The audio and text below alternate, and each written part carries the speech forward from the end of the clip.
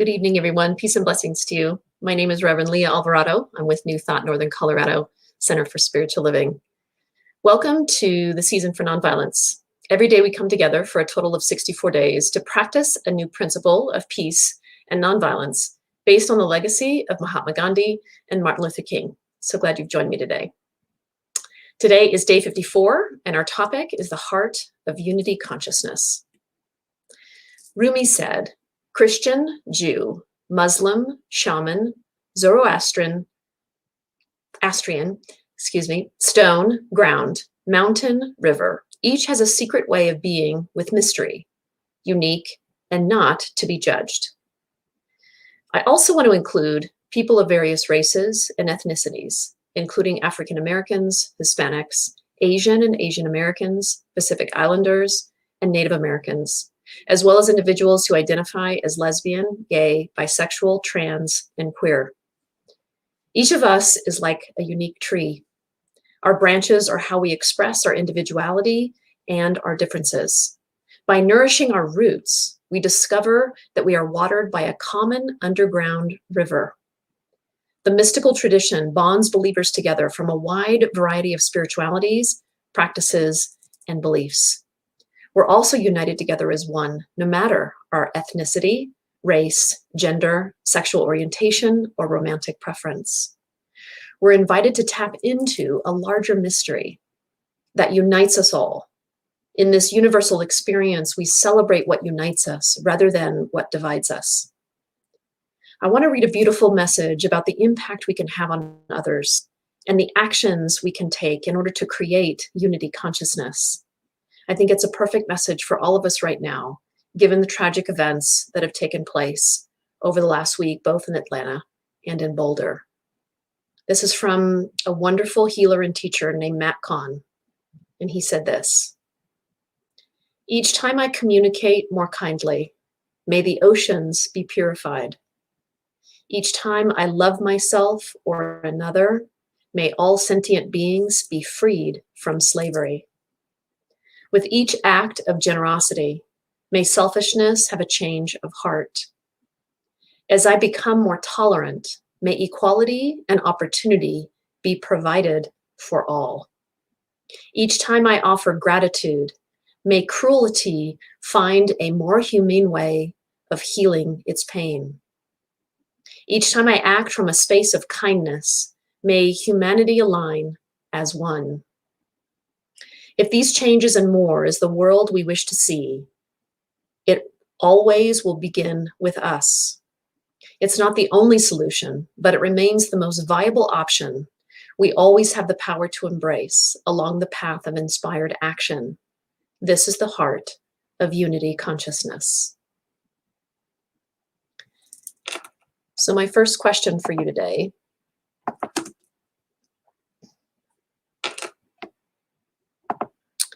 is, how do you recognize and celebrate unity in the midst of diversity? How do you recognize it? How do you celebrate it in the midst of so much diversity? Whether it's race, ethnicity, gender preference, sexual orientation, religious beliefs, there is so much diversity on this planet. How do you recognize unity? How do you celebrate it?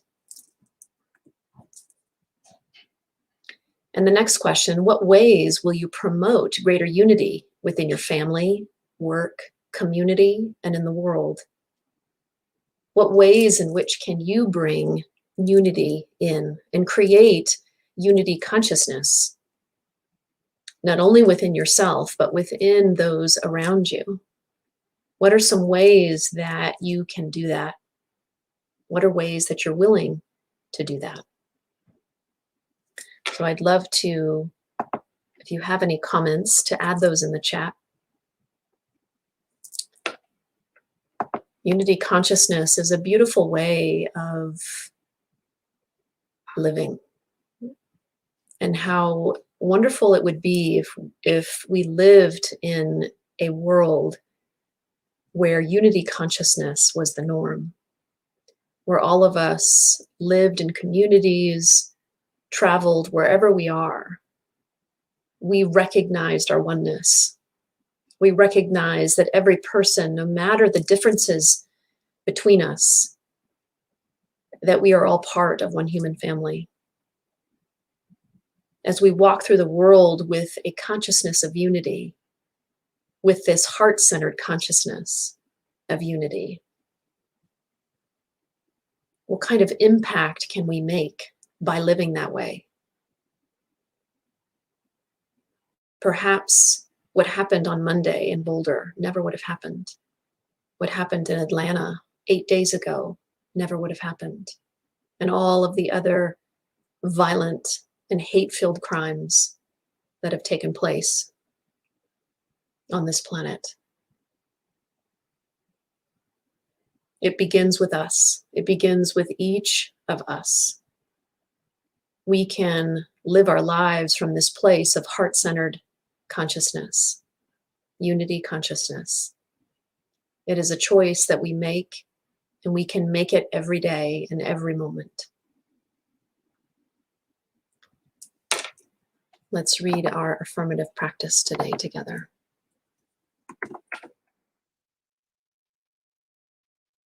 Yeah, Janet, you pose a good question. How is it possible we are so divided? I don't have the answers for that. I was thinking today, I went and got my vaccine, and as I was driving home, today was a particularly emotional day for me, thinking about what happened on Monday.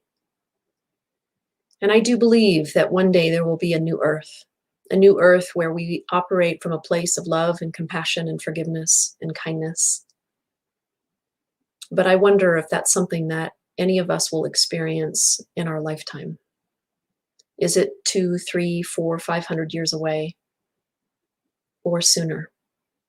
I am an optimistic person, so I do want to believe that things will change, that things will shift. But there's so much that has to happen on a political level and within our own consciousness in order for that to happen. So I continue to have hope, and I continue to affirm and know and pray that there will be a shift. But as we stand right now, yes, we are absolutely divided on so many levels, on so many levels. But we can work on our own consciousness. That we have the choice to do. That we have the power to do. We can work on our own consciousness and shift our own consciousness and shift our own beliefs. And because we are all one and because we are all connected, as we do that for ourselves, it impacts all. That I believe. We may not see the huge shifts that we desire in the next 20, 30, 40 years, but they will happen. They absolutely will happen. I believe that with all my heart.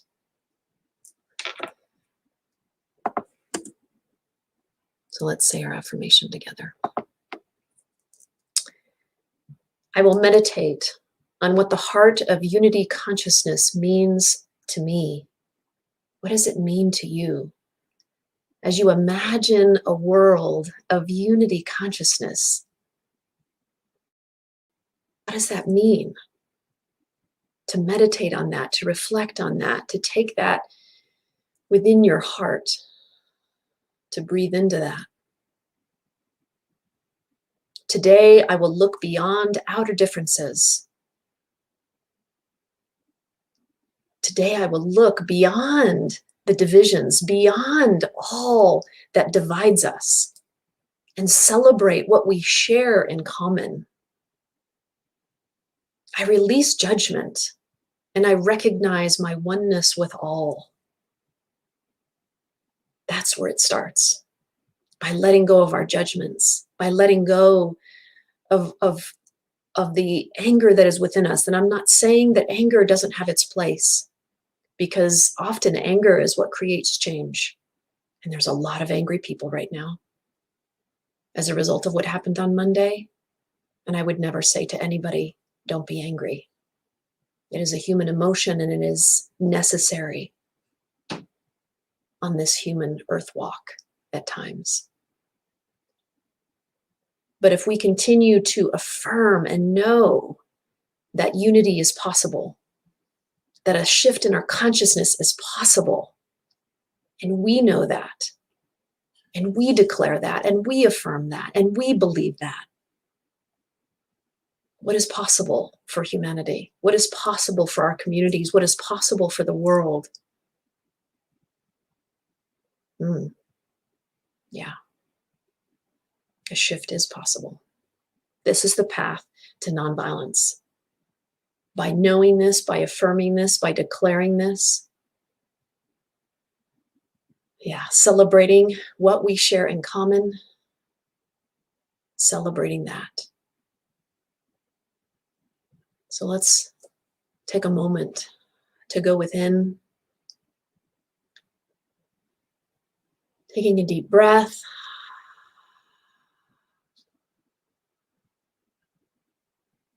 And just for this moment, releasing our judgments, releasing our fears, releasing our anxiousness, releasing our pessimism, releasing our doubt, releasing our hopelessness. For this moment, let's breathe into what is possible for humanity. And even if it happens 300 years from now, let's hold the love that is possible. Let's hold that consciousness of love and forgiveness and kindness and compassion. Let's know that that new earth is possible for humanity. Let's hold that vision. And as we hold that vision, perhaps we create that possibility in our lifetime now.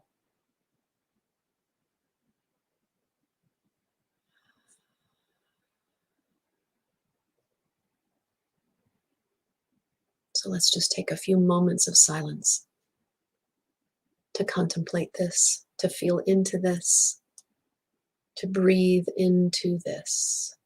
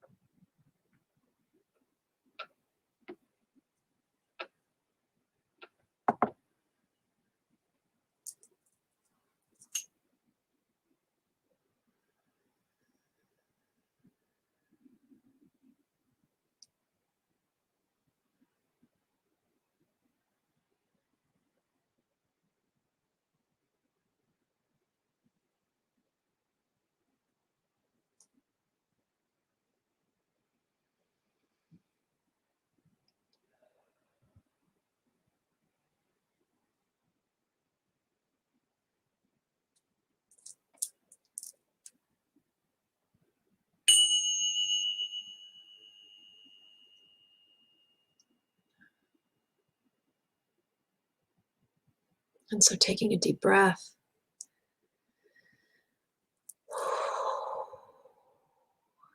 Yeah, I get it, Janet.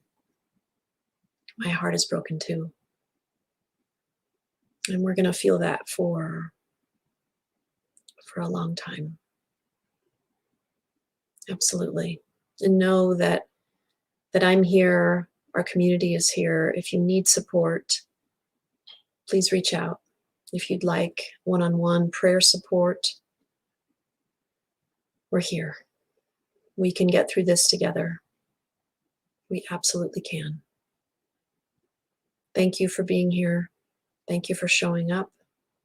Thank you for having the courage to continue to move on, even in times like this when it is so frickin' hard. So I honor you for that.